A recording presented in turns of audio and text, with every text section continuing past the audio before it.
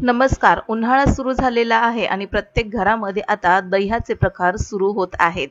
तर आता बऱ्याचदा आपल्याकडे असं होतं की दही लावण्यासाठी विरजण नसतं, तर बिना विरजणाचं आपण दही घट्ट असं डेअरीसारखं लावू शकतो.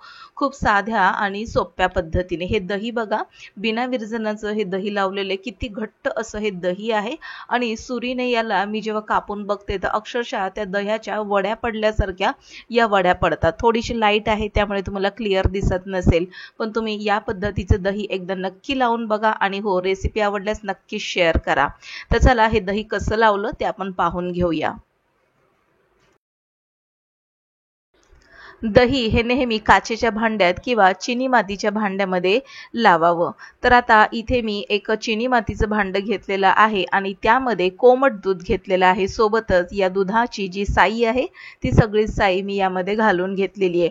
कोमट दूध घ्यायचं आणि हे दूध ज्यावेळेस आपण तापवतो त्यावेळेस एकही थेंब पाण्याचा घालायचा नाही आणि छान असं हे दूध पाणी न घालता उकळवून घ्यायचं, कोमट करायचं आणि चिनी मातीच्या भांड्यात घालून घ्यायचं. आता बिना विरजणाचं दही लावण्यासाठी इथे मी 2 बदाम घेतलेले आहेत आणि हे 2 बदाम या दुधामध्ये मी घातलेले आहेत. साई असल्यामुळे हे बदाम साधारणपणे वरच राहिलेले आपल्याला दिसतात. आता हे दही जे आहे लावलेलं तर ते मी रात्रभर तसंच ठेवलं आणि दुसऱ्या दिवशी सकाळी मी पाहिलं त्याला जवळपास 7-7:30 वाजता आणि मग ते फ्रीज मध्ये ठेवलं. आता हे फ्रीज मध्ये काढून घेतलेलं दही आहे, तर तुम्हाला दाखवते.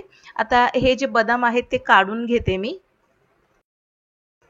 आता हे जे बदाम आहेत ते साईवर असल्यामुळे थोडासा घट्टपणा या ज्या बदामाला लागलेला आहे तो साईचा आहे, तर हे बदाम काढून घ्यायचे.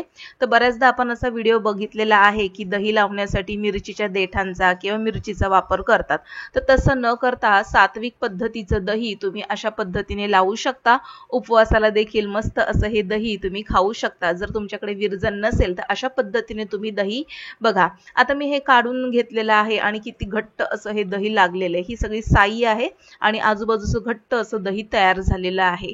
तर आता यातील 1 चमचाभर दही मी काढून घेते आणि या दह्याचं विरजण म्हणून मी वापर करणार. आता हे जे दही बघा, तुम्ही घट्ट लागलेलं दही जे आहे या दह्याचा वापर तुम्ही खाण्यासाठी करू शकता. आता या दह्याचा वापर मला कढीसाठी बनवायचा आहे, त्यामुळे मी काय केलं ते दही साईडला काढलं आणि आता 1 चमचाभर दही दुसऱ्या काचेच्या भांड्यामध्ये मी घेतलं आणि अशा पद्धतीने मी सगळीकडून हे दही लावून घेतलेला आहे विरजण म्हणून.